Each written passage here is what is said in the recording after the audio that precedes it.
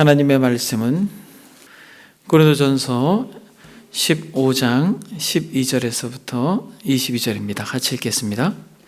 그리스도께서 죽은 자 가운데서 다시 살아나셨다 전파되었거늘 너희 중에서 어떤 사람들은 어찌하여 죽은 자 가운데서 부활이 없다 하느냐. 만일 죽은 자의 부활이 없으면 그리스도도 다시 살아나지 못하셨으리라. 그리스도께서 만일 다시 살아나지 못하셨으면 우리가 전파하는 것도 헛된 것이요 또 너희 믿음도 헛것이며 또 우리가 하나님의 거짓 증인으로 발견되리니 우리가 하나님이 그리스도를 다시 살리셨다고 증언하였습니다. 만일 죽은 자가 다시 살아나는 일이 없으면 하나님이 그리스도를 다시 살리지 아니하셨으리라. 만일 죽은 자가 다시 살아나는 일이 없으면 그리스도도 다시 살아나신 일이 없었을 터이요 그리스도께서 다시 살아나신 일이 없으면 너희의 믿음도 헛되고 너희가 여전히 죄 가운데 있을 것이요 또한 그리스도 안에서 잠자는 자도 망하였으리니 만일 그리스도 안에서 우리가 바라는 것이 다만 이 세상 삶이면 모든 사람 가운데 우리가 더욱 불쌍한 자니라. 그러나 이제 그리스도께서 죽은 자 가운데서 다시 살아나사 잠자는 자들의 첫 열매가 되셨도다.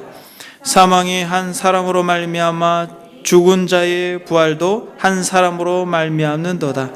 아담 안에서 모든 사람이 죽은 것 같이 그리스도 안에서 모든 사람이 삶을 얻으리라. 아멘. 아담 안에서 모든 사람이 죽은 것 같이 그리스도 안에서 모든 사람이 삶을 얻으리라. 아멘. 지속적으로 우리는 저와 여러분들이 믿는 신앙에 대하여 생각해 보고 있습니다. 우리가 수년 동안 또 어떤 분들은 수십 년 동안 우리는 이것을 믿습니다 라고 고백했던 이 신앙 고백에 대하여 우리가 조금 구체적으로 살피고 있습니다. 지난 시간에는 고난받으신 그리고 죽으신 그리스도에 대하여 여러분들과 말씀을 나누었습니다. 고난의 대명사였던 욥보다 더 의로우신 우리 주 예수 그리스도, 욥의 고난보다 더 상상할 수 없는 고난 가운데 생애를 사셨고 우리가 그 고난에 정말 조금도 맛보지 못할 만큼 상상할 수 없는 육체적인 고통, 정신적인 고통, 영적인 고통을 겪으셨던 그것이 우리의 죄 때문에 우리가 겪어야 할 그 고난을 겪으셨던, 그래서 기절한 것이 아니라 철저히 죽으신, 완전한 사람으로 오셔서 죽으신, 고난받고 죽으신 그리스도에 대하여 우리가 지난 시간에 살펴보았습니다. 우리는 그것에서 멈추지 않고 그 고난받으시고 죽으신 우리 주 예수 그리스도께서 어떻게 되셨습니까? 다시 살아나셨습니다. 장사된 지 사흘 만에 죽은 자 가운데에서 다시 살아나셨으며 라고 하는 것을 우리는 고백합니다. 우리는 그것을 믿는 것이에요. 저와 여러분들이 본디오 빌라도에게 고난받으시고 죽으셨다. 우리의 죄 때문에 육체적인 고통, 정신적인 고통, 영적인 고통을 받으신 그 주님을 믿는다고 고백한다면 그것에서 멈추지 않고 그분은 장사된 지 사흘 만에 어떻게 되셨습니까? 다시 살아나셨습니다. 죽음을 이기시고 다시 살아나셨습니다. 어두운 터널을 깨시고 다시 살아나셨습니다. 저와 여러분들이 겪고 있는 마치 끝이 보이지 않는 것 같은 이 터널의 끝 가운데 부활의 주님께서 영광 가운데 나타나신 것처럼 우리의 모든 일상도 온전히 회복될 줄 믿습니다. 그래서 우리는 이것을 믿는 것이에요. 기독교 신앙에 큰 두 축이 있다면 예수께서 저와 여러분을 대신하여 십자가에 못 박혀 죽으셨다라는 것과 또 다른 하나는 무엇입니까? 우리 주 예수 그리스도께서 사망과 이 죽음, 이것을 깨트리시고 무덤에서 일어나셔서 살아나셨다 라고 하는 것이, 부활하셨다라고 하는 것이 저와 여러분들이 믿는 그 믿음의 또 다른 중요한 축이 되는 것입니다. 신학자 윌리엄 바클레이는 이렇게 말합니다. 기독교 신앙의 중심은 부활입니다. 부활이 없었다면 우리는 십자가의 참뜻을 몰랐을 것입니다. 여러분, 기독교 신앙의 중심이 무엇이라고요? 기독교 신앙의 중심은 부활이다, 이렇게 말씀하고 있습니다. 저와 여러분들은 부활을 믿는 것이요, 만약 여러분 부활이 없다면 우리가 앞으로 살펴볼 우리의 믿음의 고백은 의미가 없는 것이요, 하늘에 올라가셨다라고 하는 걸 믿는다는데 의미가 없는 것이죠. 부활하시지 않으셨다면 보좌에 앉아 계신다라고 말하고 그분이 다시 오셔서 심판하실 것이다라고 말하는 우리가 믿는 이 믿음의 고백이 의미가 없는 것이에요. 죽으시고 부활하신 예수 그리스도를 우리가 믿는 것입니다. 그분은 승천하셔서 살아계시고 지금도 저와 여러분들을 위하여 간구하실 뿐만 아니라 역사의 마지막 때에 그분이 오셔서 산자와 죽은 자를 심판할 것을 믿습니다. 그래서 우리는 그리스도의 부활에 대하여 소망을 가지는 것입니다. 본문을 한번 보겠습니다. 고린도전서 15장 16절 19절, 가정에서 계신 우리 사랑하는 성도 여러분들도 같이 한번 읽어보겠습니다.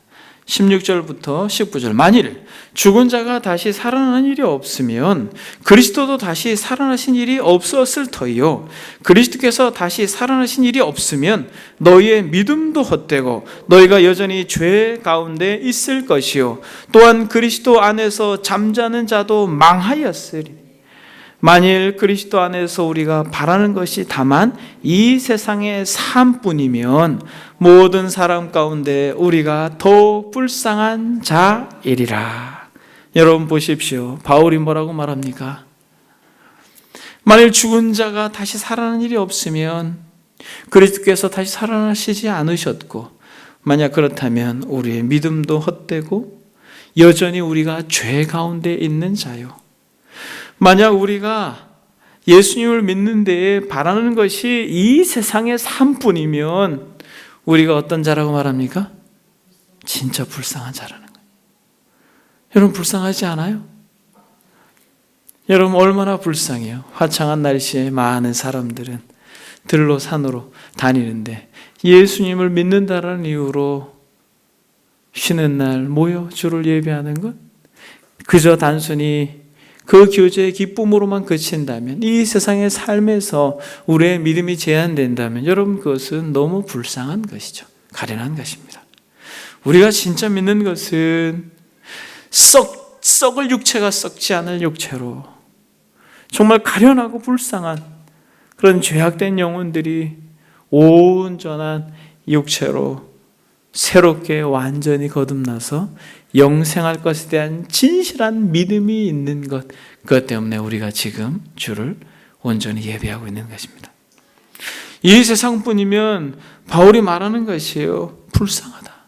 정말 가련하다. 그러나 여러분, 그리스도께서 사망을 이기시고 부활하셔서 저와 여러분들의 첫 열매가 되셨음을 우리는 믿습니다. 그래서 우리 주님께서 죽음으로 인하여 슬퍼하고 있는 유대인들을 향하여서, 그리고 정말 사랑하는 나사로의 죽음의 무덤 가까이 가셔서 그 누이에게 이렇게 말하였습니다. 나는 부활이요 생명이니 나를 믿는 자는 죽어도 살겠고 살아서 나를 믿는 자는 영원히 죽지 아니하리라. 이렇게 말합니다. 그러면서 뭐라고 말씀하십니까? 그 누이에게 이것을 내가 믿느냐? 사랑하는 여러분, 이 시간에 주님께서 여러분들에게 묻습니다. 나는 부활이요 생명이니 나를 믿는 자는 죽어도 살겠고 살아서 나를 믿는 자는 영원히 죽지 아니하리니 이것을 내가 믿느냐? 여러분, 이 시간 주께서 여러분들에게 이렇게 물으신다면 여러분들이 마음 깊숙한 곳에서 진실로 아멘 믿습니다. 주님께서 부활이십니다. 주님께서 생명이십니다. 그러므로 주님을 지금 믿을 때에 우리는 죽지 않고 우리의 영혼이 영생하고 영원히 살 것을 믿습니다. 라고 하는 고백을 저와 여러분들이 이 시간 마음 중심으로 그렇게 고백해야 될 줄 믿습니다.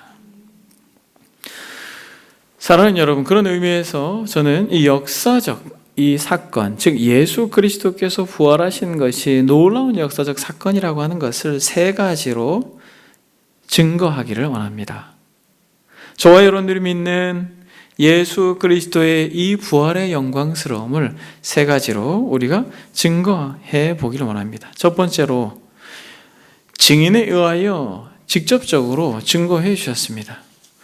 본문 보게 되면 여러분, 증인에 의하여 증거하신, 그러므로 부활이 역사적 사실이라고 하는 것에 대하여 한번 살펴보기를 원하는데, 고린도전서 15장 4절을 한번 보겠습니다. 오늘 본문 15장 4절, 가정에서 예배하는 우리 사랑하는 성도들도 한번 성경을 찾아보시길 바랍니다. 15장 4절, 4절에서부터 8절까지 같이 한번 읽어보겠습니다. 장사 지낸 바 되셨다가 성경대로 사흘 만에 다시 살아나사 게바에게 보이시고 후에 12 제자에게와 그 후에 500의 형제에게 일시에 보이셨나니 그 중에 지금까지 대다수는 살아있고 어떤 사람은 잠들었으며 그 후에 야고보에게 보이셨으며 그 후에 모든 사도에게와 맨 나중에 만삭되지 못하여 난 자 같은 내게도 보이셨느니라 라고 말하고 있습니다. 여러분, 첫 번째로 예수 그리스도께서 실제로 역사 속에서 부활하셔서 저와 여러분들의 첫 열매가 되셨다라고 하는 증거는 증인이 있다라는 것이에요. 근데 증인이 여러분 많아요, 적어요? 여러분 많습니다. 성경에서는 게바에게 보이셨다라고 말하고 또 12 제자에게 보이셨다고 말하며 또 500여 형제에게 일시에 보이셨다라고 말해요. 실제로 그리스도께서 부활하셔서 제자들에게 나타나 보이셨죠.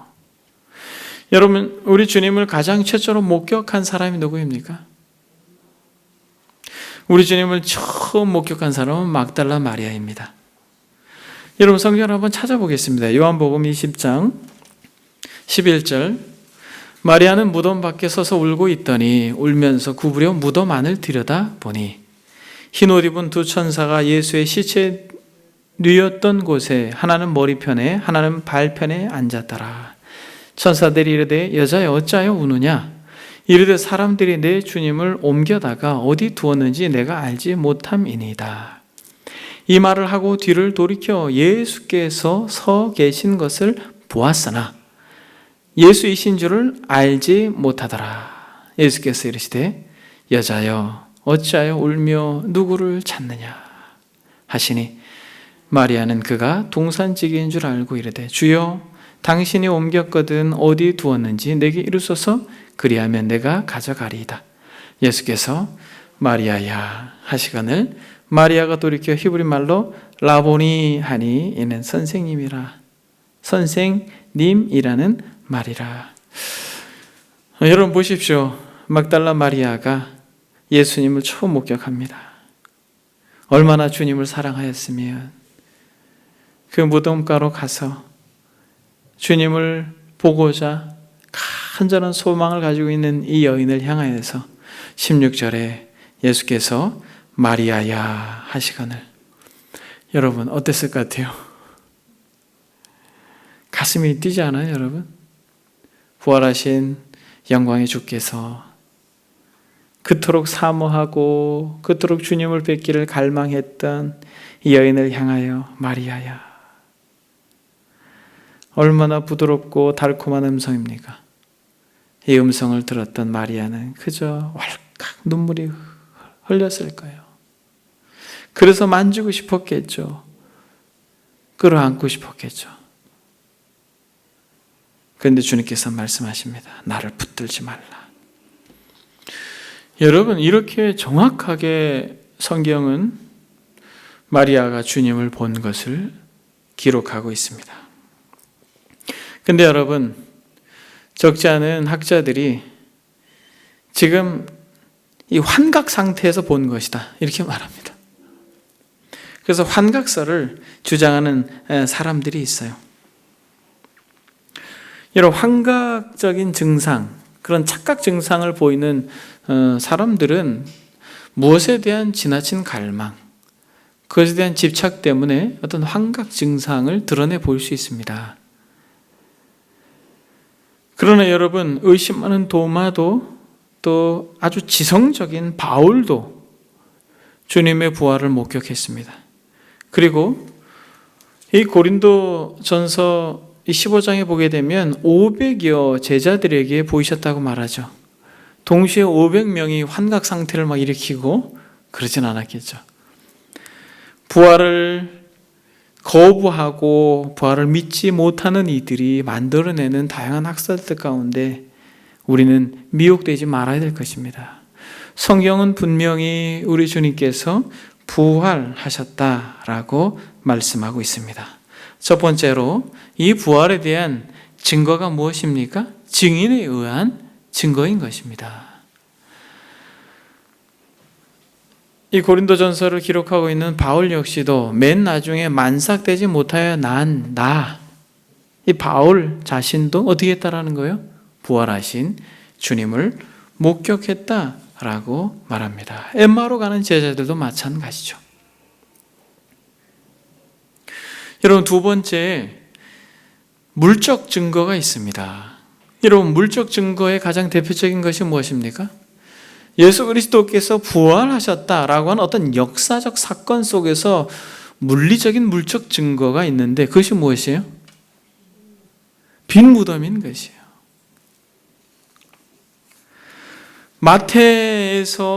마태복음에서 마태는 예수님의 빈 무덤을 강조합니다. 마태복음 27장을 여러분들과 한번 보겠습니다. 마태복음 27장 62절에 보게 되면 이 종교 지도자들이 예수께서 생전에 죽으시고 부활하실 것에 대하여 말씀하신 것을 기억하여서 어떠한 지시를 내립니까? 무덤을 철저히 지켜라 라고 제시합니다.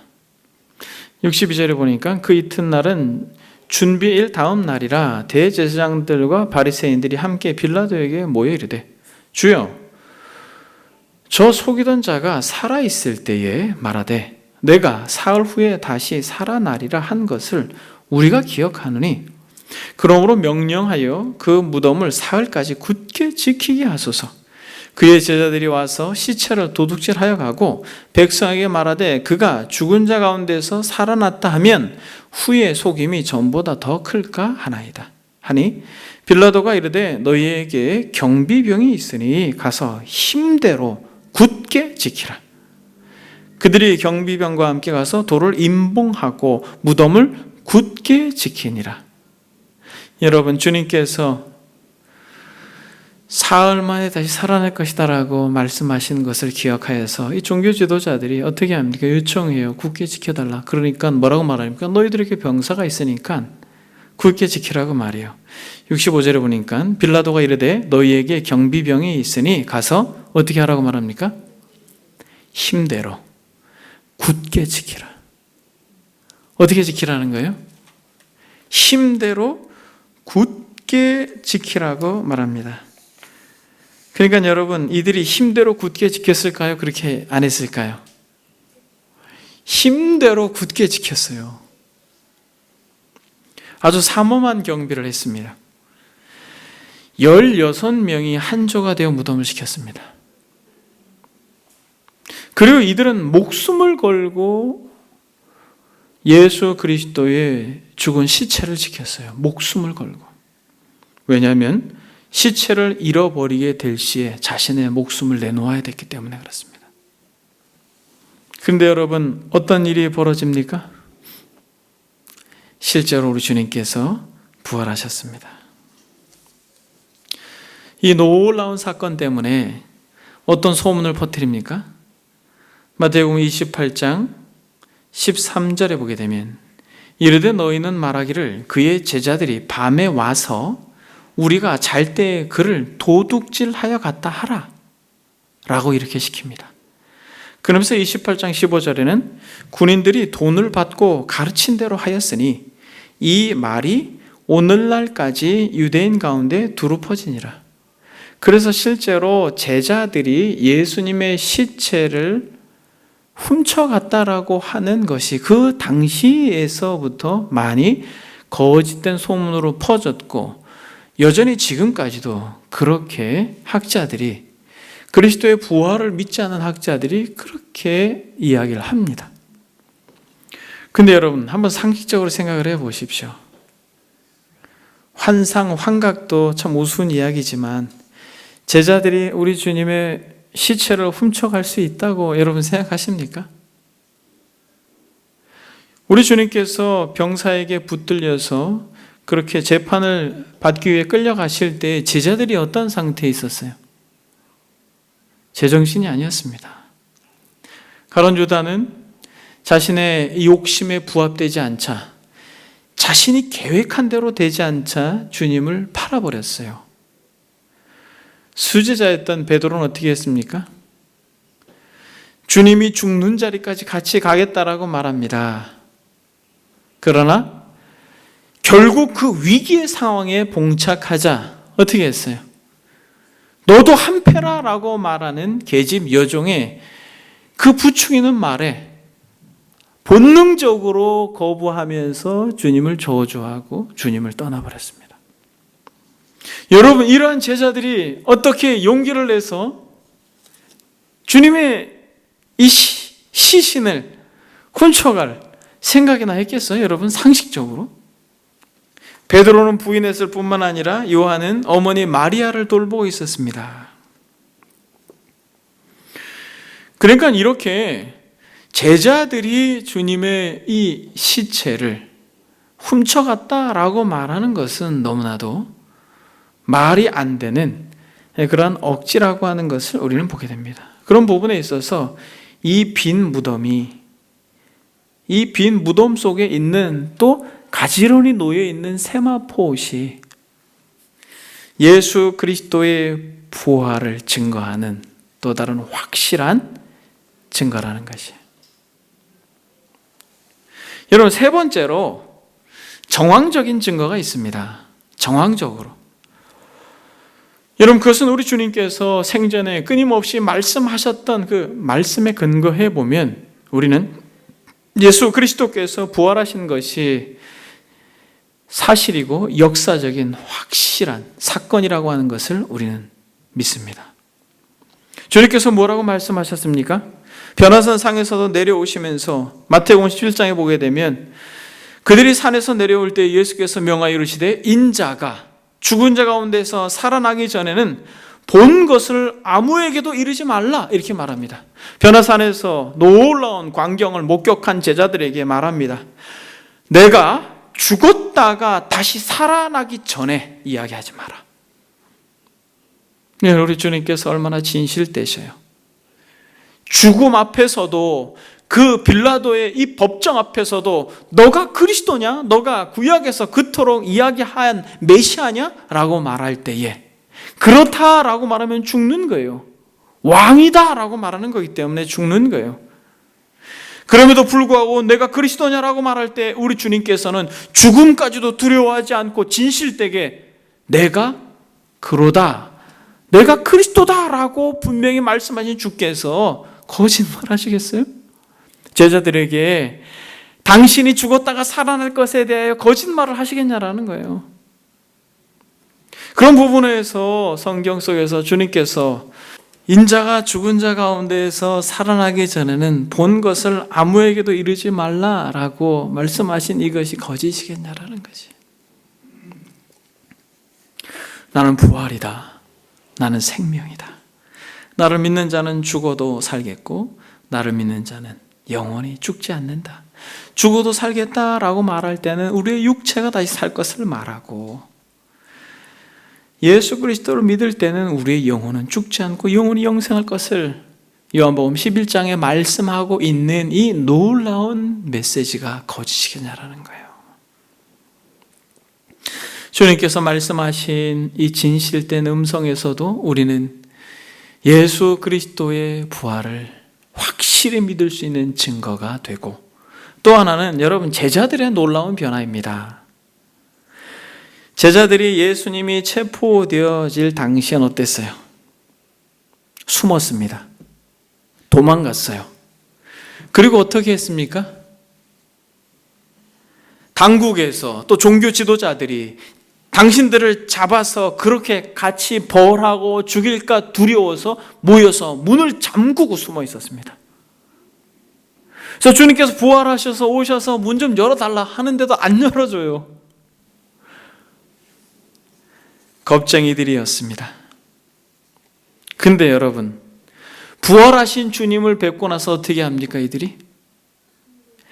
예수가 그리스도라고 전하면서, 그리스도께서 부활하셨다라고 말하면서 기꺼이 죽음의 길을 걸어가는 것이에요. 순교의 길을 걸어가는 것이에요. 여러분, 이러한 제자들의 변화를 우리는 무엇으로 설명할 수 있습니까?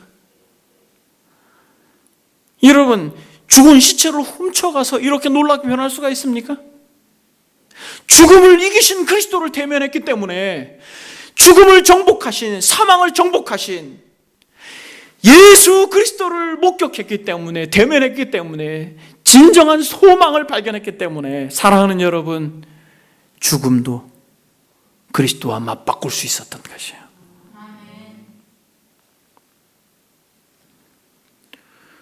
여러분, 이러한 제자들의 놀라운 변화는 그리스도의 부활을 확신하게 하는 것입니다. 여러분 생각해 보십시오. 더 나아가서 개인이나 몇십 년 동안 가지고 있던 인생관이 바뀌어야 안 바뀌어요? 여러분 안 바뀝니다. 쉬운 일이 아니에요. 특별히 여러분 유대인이었던 예수님의 제자들은 철저히 이 유대인으로서 뼛속 깊숙한 곳에서까지 율법에 대한 이해가 있어요. 그래서 율법 가운데 십계명 중에 안식일을 거룩히 지키라라고 하는 이 말씀이 그들에게는 뼛속 깊숙이 배어 있습니다. 그런데 놀라운 것은 예수 그리스도를 믿고 그 부활을 경험한 이들은 조금씩 이 안식일이 토요일에서 주일로 바뀌게 됩니다. 이 부활의 영광이에요. 사도행전 20장에 보면 그 주간의 첫날에 우리가 떡을 떼려고 모였더니 바울이 이튿날 떠나고자 하여 그들에게 강론할세 말을 밤중까지 계속하매라고 이야기합니다. 그 주간의 첫날이 바로 부활한 안식 후 첫날인 것이죠. 철저히 유대 사회에서 안식일을 목숨처럼 지켰던 이들이 안식일의 주인이 예수 그리스도이심을 알고 죽음을 정복한 부활 그 아침에 모여 떡을 떼는 성찬의 기쁨을 누리고 있는 것 속에서 사랑하는 여러분, 우리는 예수 그리스도께서 부활하셨다라고 하는 것을 우리는 이 정확한 증거로 믿지 않을 수가 없는 것입니다. 그런 의미에서 사랑하는 여러분, 기독교의 가장 중요한 의식이 무엇이에요? 기독교에서 가장 중요한 의식이 세례식입니다. 여러분, 물속에 들어갔다 나오는 것이죠. 약식으로 물로 성부와 성자와 성령으로 세례를 베풉니다만 물속에 들어갔다 나온다는 건 무슨 말이에요? 죽고 다시 산다라는 의미입니다. 여기에서 우리는 우리의 믿음이 담겨 있는 것이에요. 예수께서 죽으시고 부활하셨다라고 하는 믿음이 우리의 세례식에 담겨 있는 것입니다. 성찬식도 마찬가지입니다, 여러분. 또 다른 기독교의 어떤 의식 중에 중요한 것이 성찬식인데, 우리가 성찬을 할 때 믿는 것은 무엇이냐면 예수 그리스도께서 부활하심으로 말미암아 놀라운 영적 임재를 우리가 성찬식 가운데 경험한다라고 하는 것을 믿음으로 고백하기에 우리는 성찬을 거행하는 것입니다. 이 두 가지 다 무엇에 근거한 거예요? 예수 그리스도께서 부활하셨다라고 하는 것에 근거하는 것입니다. 그런 의미에서 여러분, 저와 여러분들에게 있어서 믿음의 내용 중에 그리스도의 십자가의 죽음만큼이나 더 영광스럽고 놀라운 우리의 믿음의 고백은 뭐라는 거예요? 예수 그리스도께서 부활하셨다. 예수 그리스도께서 죽음을 이기시고 부활하셨다.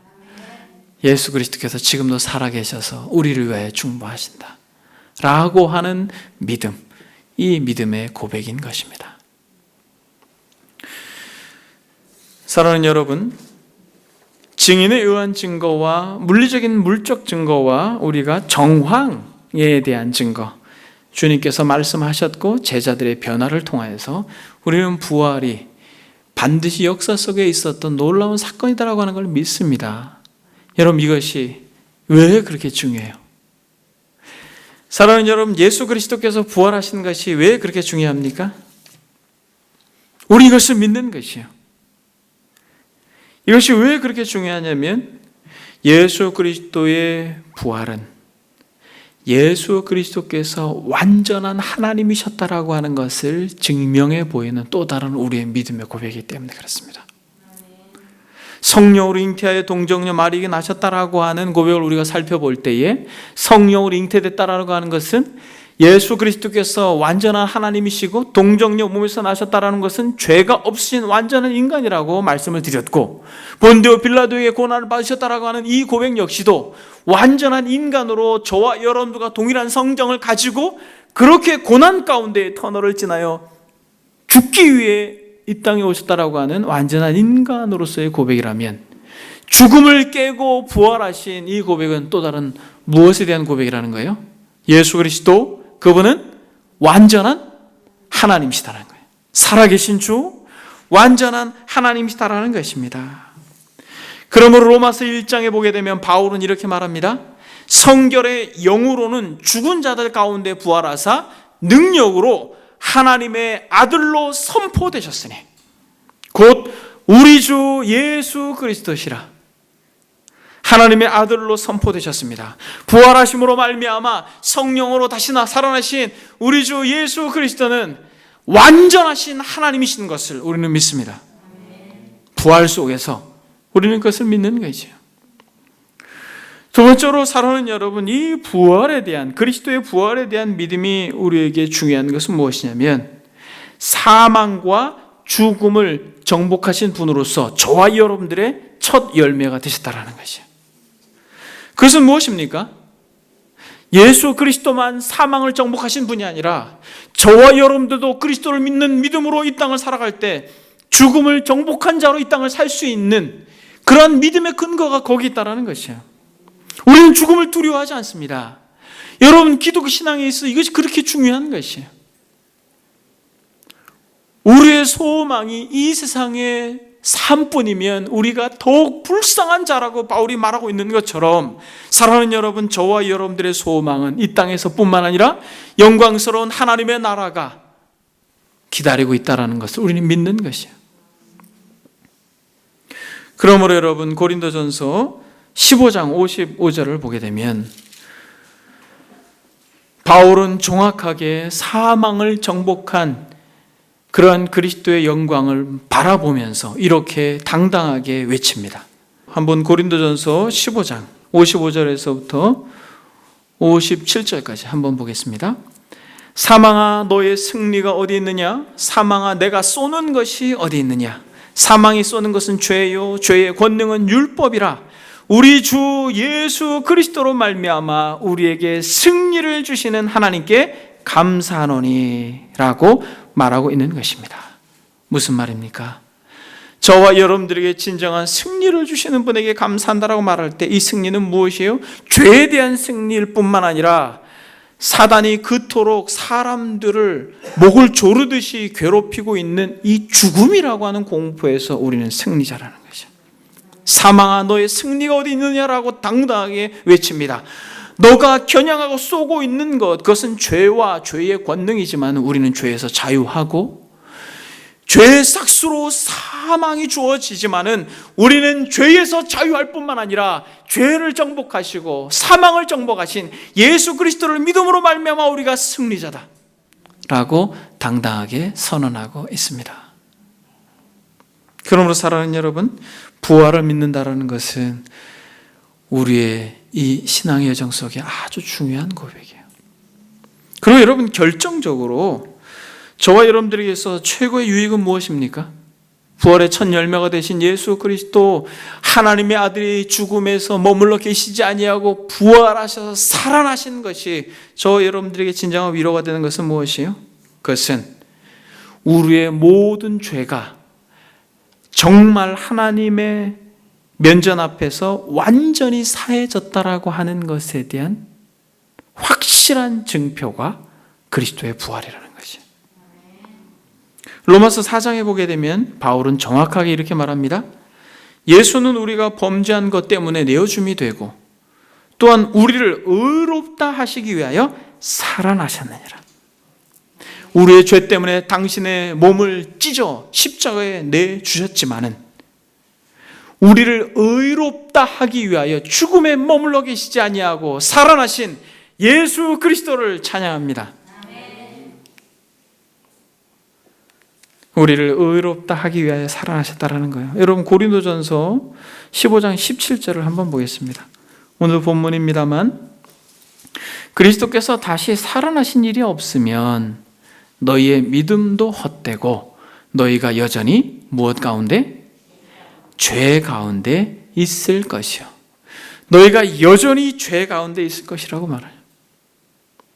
그러나 그리스도께서 부활하심으로 우리의 모든 죄가 사함받았음을 믿습니다. 예수는 우리가 범죄한 것 때문에 내줌이 되고 또한 우리를 의롭다 하기 위하여 살아나셨느니라. 사랑하는 여러분, 예수님께서 부활하신 것을 믿습니까? 그것은 우리의 신앙의 최고의 가치요 소망입니다. 여러분, 애벌레를 보신 적이 있어요? 애벌레가 궁극적으로 어떻게 됩니까? 애벌레는 결국 나비가 됩니다. 주보를 한번 보게 되면 사진을 담아 놓았습니다. 예쁜 나비죠. 이 나비가 되기 위해서 애벌레는 스스로 어떻게 합니까? 몸을 나뭇가지에 고정시키고 실타래로 자신의 몸을 감쌉니다.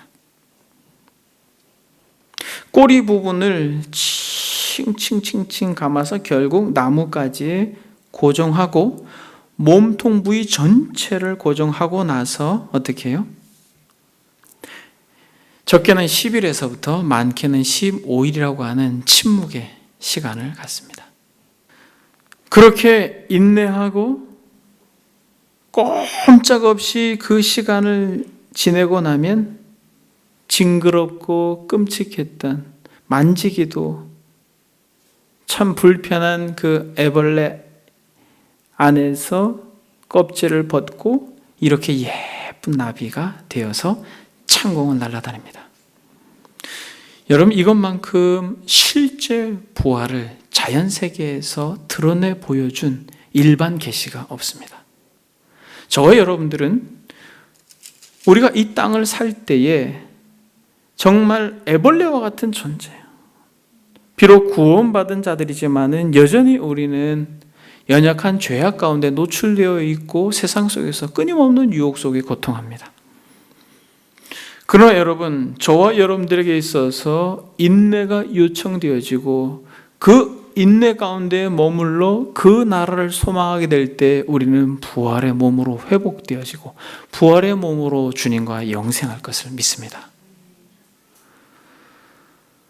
이 썩을 것이 반드시 썩지 아니할 것을 입겠고 이 죽을 것이 죽지 아니함을 입으리로다 라고 바울이 말합니다. 이 썩을 것이 썩지 아니함을 입고 이 죽을 것이 죽지 아니함을 입을 때에는 사망을 삼키고 이기리라 라고 이야기합니다. 여러분, 우린 이걸 믿는 것이에요. 진짜 우린 이것을 믿는 것입니다. 사랑하는 여러분, 애벌레가 10일에서 15일 후면 우아하고 아름다운 나비가 됩니다. 지금 저와 여러분들은 어려운 시기를 보내고 있습니다. 15일 뒤에 소망하기는 이 공동체도 나비와 같이 새롭게 부활하는 은혜가 있길 바랍니다. 소망하기는 이 어두운 터널이 지나고 이 인내 끝에 이 공동체뿐만 아니라 이 나라의 민족이 정말 철저히 남녀노소를 불문하고 자신을 성찰하여 정말 부활의 은혜를 맛보는 역사가 있기를 소망합니다. 연약함에서 우리가 부활하고 또 우리의 모든 삶과 신앙적 매너리즘에서 우리가 부활하고 죽어있던 예배에서 우리가 새롭게 부활하고 깨져있던 모든 관계 속에서 우리가 새롭게 부활하고 우리가 일상으로 자연스럽게 여겼던 모든 삶의 영역 속에서 죽어갔던 모든 것들이 부활하는 은혜가 있기를 소망합니다.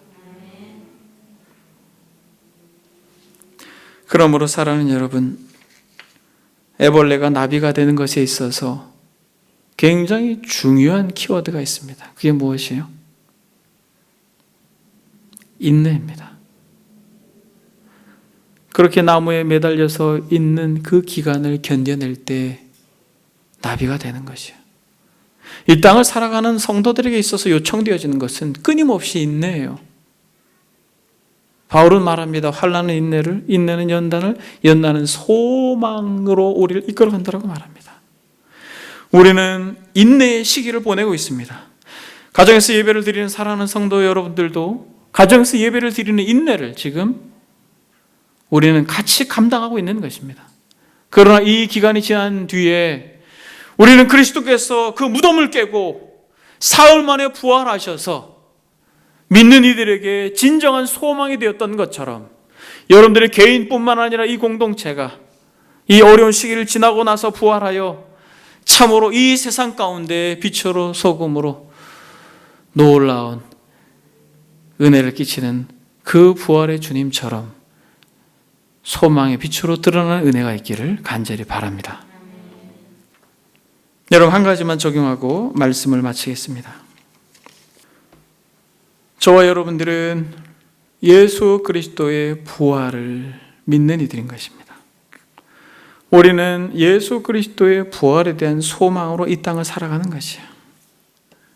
그러므로 사랑하는 여러분, 전 세계가 어두운 터널을 지나감으로 인하여 한숨 짓고 있지만은 우리는 부활을 믿음으로 우리의 개인의 삶뿐만 아니라 우리의 직장, 우리의 가정, 우리 공동체, 전 세계가 다시 부활의 아침을 맞이할 것을 믿음으로 우리가 기도해야 할 것입니다. 프란스 셰퍼라고 하는 학자는 이렇게 말합니다. 그리스도인들에게는 오직 한 가지 과제만 남았습니다. 그것은 어떻게 부활의 삶을 살아낼 것인가 라고 하는 것입니다. 우리는 부활을 믿지 않는 자들과 다릅니다. 여러분, 두려워하거나 좌절하거나 절망 가운데 머물러 계시지 마시고 죄와 사망, 절망, 고독, 외로움, 두려움, 공포를 이겨내신 그리스도와 더불어 어떻게 우리가 부활을 믿는 자로서 우리의 현재의 이 상황 가운데 그 부활의 소망을 드러내며 살 것인지를 고민하고 우리의 삶의 한복판에 사랑과 헌신과 섬김을 통하여서 저와 여러분들이 이 땅에만 소망을 두는 자들이 아니라 죽음 넘어서 새하늘과 새 땅에 우리의 소망이 있음을 진실로 믿는 자들로 이토록 어려운 시기를 믿음으로 견뎌내는 저와 여러분들이 되기를 갈망합니다. 주보에 나와 있는 글만 읽고 마치겠습니다. 부활의 영광, 만약 유능한 기술자가 흙이나 재로 우리가 매일 보는 투명한 유리 같은 것을 만들 수 있다면, 만약 아름다운 꽃을 피우리라고 전혀 상상도 할 수 없는 조그마한 씨앗이 아름다운 꽃을 지상에 피울 수 있다면, 그리고 조그마한 도토리가 아주 커다란 도토리 나무로 자랄 수 있다면 우리는 어찌하여 지금 그리스도와 함께 축복받는 영혼 속에 있는 영생과 영광의 씨앗이 그리스도로 말미암아 원소로 분해되어 있는 육체와 완전하게 연합될 수 있다는 사실을 의심해야 하는가? 저와 여러분들이 이 작은 것들이 이러한 놀라운 것들을 이루어내는 것처럼 우리도 저와 여러분들의 삶의 현장에서 이러한 부활의 영광을 현재적으로도 맛보고 누릴 수 있는 작은 씨앗들이 되기를 바랍니다. 기도하겠습니다.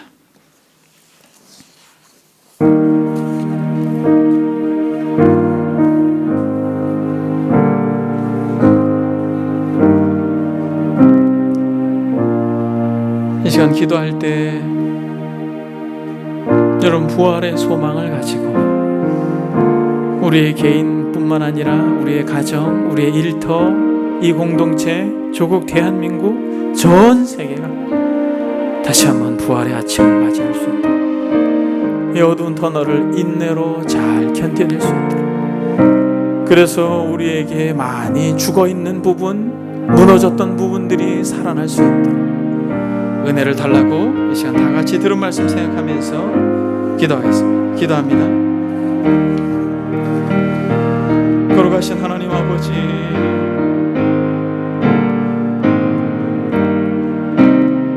지금 부활로 우리에게 소망을 허락해 주신 은혜를 감사합니다. 부활의 아침을 기대합니다. 어두운 터널을 지나고 있는 이 시기에 오 하나님 아버지, 전 세계가 참으로 마치 무덤에 갇힌 것과 같은 이 시기에 주님께서 죽음을 정복하고 무덤에서 부활하셨던 것처럼 주님, 하나님 우리의 개인과 가정과 공동체뿐만 아니라 아버지 하나님의 전 세계의 어두운 터널을 주님 조금씩 밝혀주시고 부활의 영광을 맞이할 수 있도록 은혜를 베풀어 주십시오.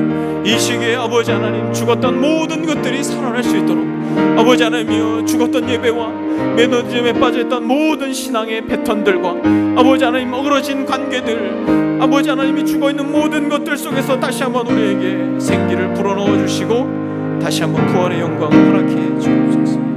주께서 그런 은혜를 허락해 주시기를 간절히 소원합니다.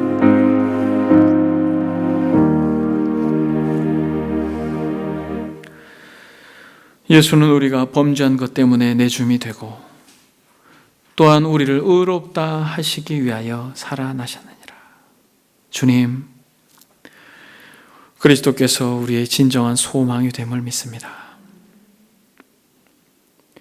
마치 그리스도께서 무덤에 있는 것과 같이 참으로 어려운 어두운 터널을 지나고 있는 이 시기에